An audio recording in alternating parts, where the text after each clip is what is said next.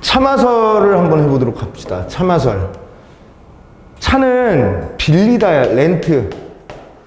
빌리다. 마는 말. 설은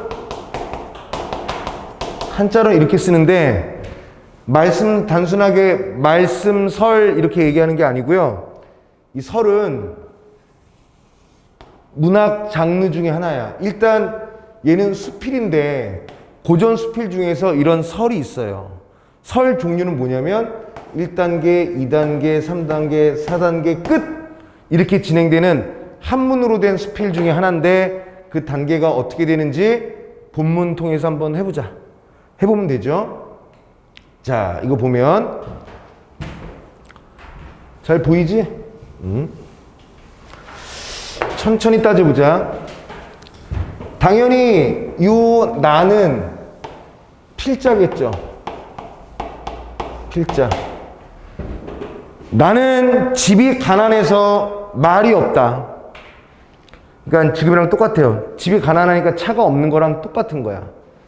나는 집이 가난해서 말이 없기 때문에 간혹 남의 말을 빌려서 타곤 한다. 남의 말을 빌려서 탄다. 이게 바로 차마죠. 이것과 관련한 이야기를 하겠다라는 거야. 그런데 어떤 경우가 있냐면 노둔하고 늙고 둔하고 야윈 말을 얻었을 경우에는 뭐예요? 조건 노둔하고 늙고 둔하고 야윈 말을 얻었을 때에는 일이 아무리 급해도 감히 채찍을 대지 못한 채 금방이라도 쓰러지고 넘어질 것처럼 전전긍긍하기 일쑤요. 또 개천이나 도랑이라도 만나면 말에서 내리곤 한다.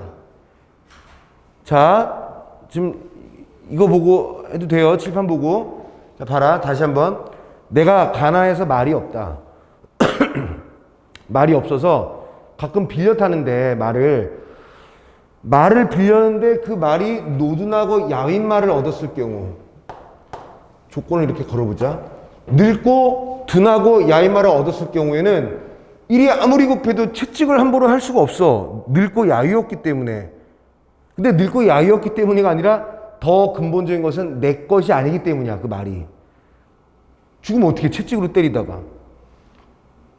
그래서 금방이라도 쓰러지고 넘어질 것처럼 전전긍긍한다. 이런 거 한자 잘 넣는 거 나오죠. 전전긍긍 일수고 또 개천이나 도랑이라도 만나면 또 말에서 내리곤 한다. 그래서 결과는 뭐야? 그래, 남의 거 소중히 여겼다. 후회하는 일이 거의 없다는 거야.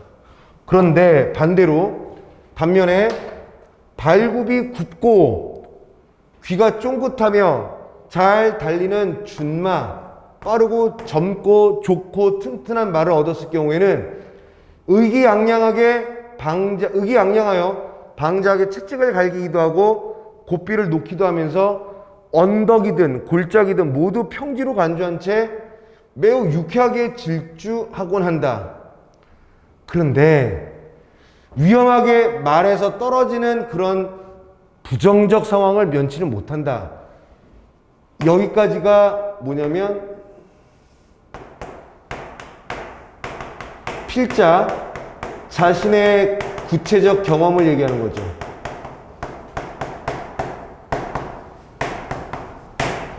자신의 구체적 경험을 얘기하는 거지. 그리고 이렇게 끊고 여기는 노둔하고 야윈 말을 얻었을 경우와 그 다음에 발굽이 높고 귀가 쫑긋하고 잘 달리는 준말을 얻었을 경우 두 가지 경우를 들어서 얘를 대비시켰죠. 그래서 남의 말 중에서 노둔하고 야윈 말을 얻었을 때는 조심조심, 내 것이 아니니까 조심조심 하다가 어떻게 한다는 거야? 후회하는 일이 없는데 남의 거라고 막 그냥 빠르고 좋다고 막 했을 때 말에서 떨어지는 환란을 면치 못한다는 거야. 자, 여기 이와 관련해서 뭐라고 하냐면 사람의 감정이라는 것이 어쩌면 이렇게 달라지고 뒤바뀔 수가 있단 말인가? 서리법이죠.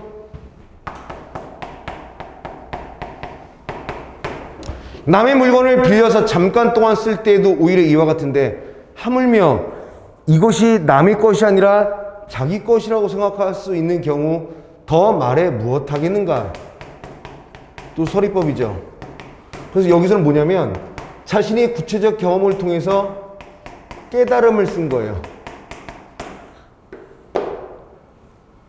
괜찮아?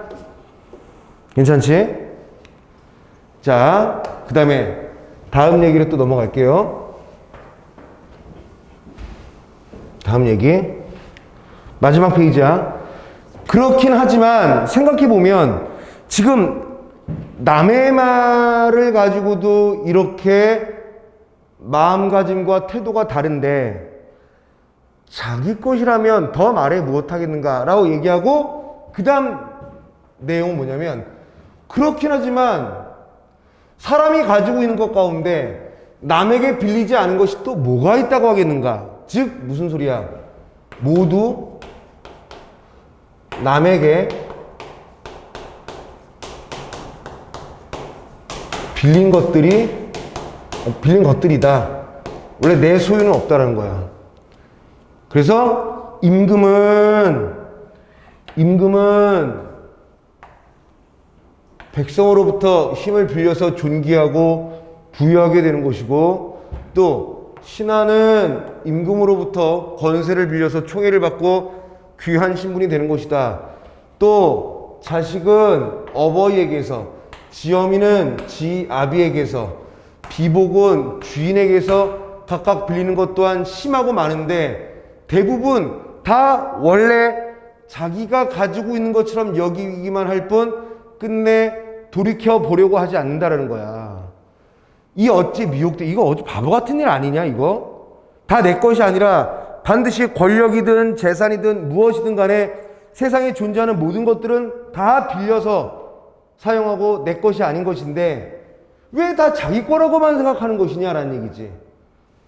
그렇게 살다가 혹 잠깐 사이에 그동안 빌렸던 것을 돌려주는 일이 생기게 된다면 만방의 임금도, 넓은 세상의 임금도 그냥 혼자 남자가 되는 거고, 백승의 대부도, 권력이라든가 돈이 많은 사람도 그냥 외로운 친하가 되는 법인데, 더군다나 미천한 자의 경우야 더 말해 무엇하겠는가? 자, 맹자가 말하기를. 그래서 이거는 맹자의 말에, 그러니까 맹자가 가지고 있는 권위를 빌려서 인용해서 설명하는데, 오래도록 차용하고서 반환하지 않았으니 그들이 자기의 소유가 아니라는 것을 어떻게 알았겠는가? 빌리고도 돌려주지 않았으니 자기의 소유가 아니라는 걸 어떻게 알았는가? 자기 건 줄 알고 있었겠다라고 했다는 거야. 내가 이 말을 접하고서 느껴지는 바가 있기에 참아서를 지어서 그 뜻을 한번 부연 자세히 풀어서 설명해 보았다는 얘기야. 자, 이 글은 앞부분에서 어떻게 했어요? 자신의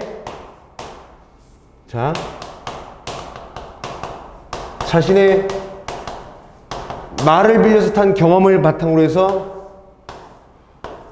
확장시켜서 세계의 일로 뭐 한 거예요? 확대, 일반화했죠. 그치?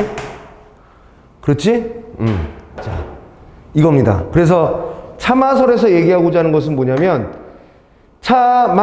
자기가 직접 말을 빌려서 탄 경험, 좀 더 풀어보면 어차피 말이 없으면 말을 빌려 타게 되는 거고, 그 말은 내가 타는 말이 아닌데 노둔하고 야인 말을 타면 조심스럽게 잘 다뤄서 후회하는 일이 없는데, 빠르고 좋은 말, 귀가 쫑긋하고 발굽이 높은 말을 마치 내 것이처럼 막 타고 다니다가 말에서 떨어져 환란을 면치 못하는 일이 많다는 거야.